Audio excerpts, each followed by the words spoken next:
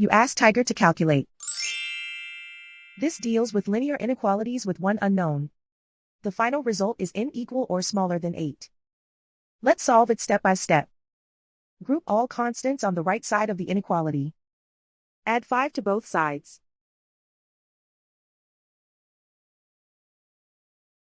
Group like terms.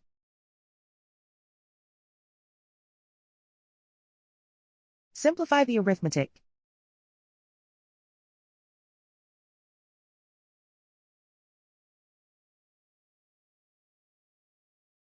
Isolate the n. Multiply both sides by inverse fraction 8 over -1. Whenever you multiply or divide by a negative, reverse the inequality sign.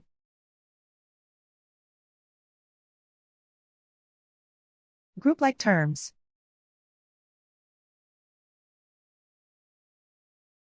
Multiply the coefficients.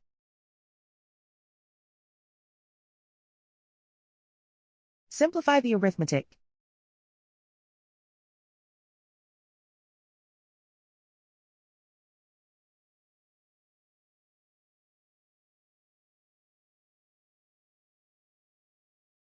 Plot the solution on a coordinate grid.